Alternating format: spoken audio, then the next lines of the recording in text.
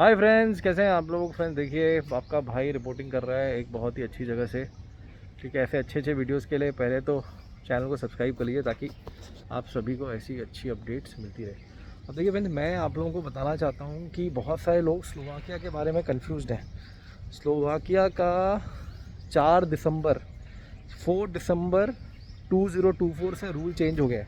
अब नया रूल क्या बोलता है? नया रूल ये बोलता है कि केवल और केवल आपका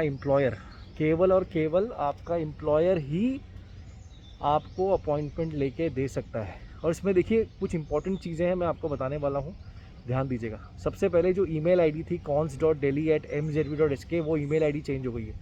ईमेल आईडी बिल्कुल चेंज हो चुकी है। ठीक है, तो ऐसा नहीं है कि आप लोग ये सोच के कि बस हाँ एम्प्लॉयर है, एम्प्लॉयर को करना है, नहीं। ईमेल आईडी चेंज हो गई है।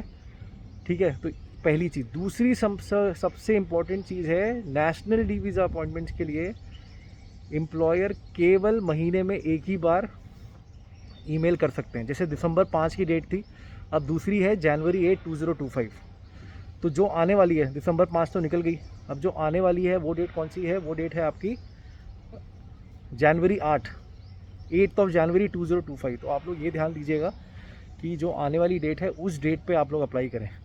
अब डॉक्यूमेंट्स कौन कौन से लगाने हैं? आपका जो वर्क परमिट है वो 4 दिसंबर के बाद का साइन होना चाहिए।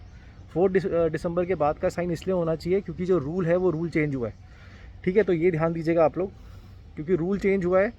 परमिट भी आपका लेटेस्ट होना चाहिए। अगर परमिट आपका लेटेस्ट नहीं है तो आपको दिक्कत होगी, बाद में रोएंगे तो कुछ नहीं होने वाला। आपको कौन कौन से डॉक्यूमेंट्स एम्प्लॉयर को अटैच करने हैं? एम्प्लॉयर को अटैच करना है आपका वर्क परमिट, आपका पासपोर्ट कॉपी।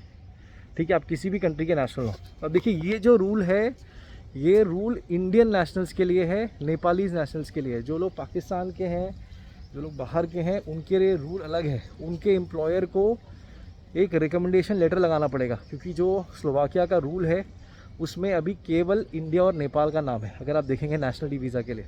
ठीक है, तो ये चीज़ ध्यान रखिए। और सबसे इंपॉर्टेंट चीज़ फिर से बता रहा हूँ, महीने में केवल और केवल एक ही बार अप्लाई कर सकते हैं फ्रेंड्स। बार बार ईमेल मत करिए। ठीक है, स्लोवाकिया नेशनल डी वीज़ा के लिए एक ही बार कर सकते हैं। जो लोग टीआरपी के लिए अप्लाई कर रहे हैं वो खुद कर सकते हैं, लेकिन उनको भी एक ही बार करना है। ठीक है फ्रेंड्स, तो इस चीज़ को ध्यान रखिए, आराम से आपको अपॉइंटमेंट मिलेगी। एम्प्लॉयर का रजिस्टर होना बहुत ज़रूरी है। अब एम्प्लॉयर का रजिस्टर होना ज़रूरी है, इसका मतलब क्या है? जो आपका एम्प्लॉयर है, थोड़ी धूप है, मैं चश्मा लगा देता हूँ, बुरा मत मानिएगा। एम्प्लॉयर का रजिस्टर होना ज़रूरी है। इसका मतलब ये है कि आपका जो एम्प्लॉयर है स्लोवाक ट्रेड रजिस्टर, उसमें उसकी जो चीज़ें हैं वो मैच होनी चाहिए। स्लोवाक ट्रेड रजिस्टर जो मैंने वीडियो बनाया है, बिजनेस ट्रेड रजिस्टर, उससे सारी डिटेल्स मैच होनी चाहिए। अगर उससे एक भी डिटेल एम्बेसी को लगी, इससे मैच नहीं हो रही है, तो आपको दिक्कत होगा फिर। ठीक है फ्रेंड्स, तो इन सब चीज़ों का ध्यान रखिए। वीडियो ज़्यादा लंबा करूँगा नहीं, आपको आराम से वीज़ा मिल सकता है, अपॉइंटमेंट मिल सकता है। ठीक है, और अगर आपको डाउट हो रहा है फ्रेंड्स अभी भी, तो आप मेरा गाइडेंस ले सकते हैं। हम आपको पूरी फाइल बना के कैसे बनानी है स्टेप बाय स्टेप पूरा गाइड करते हैं। ठीक है फ्रेंड्स, ईमेल का ध्यान दीजिएगा, फिर से बोल रहा हूँ, एम्बेसी का ईमेल आईडी चेंज हो गया है। एम्प्लॉयर करेगा। 5 दिसंबर की डेट निकल गई, अगली डेट है 8 जनवरी 2025।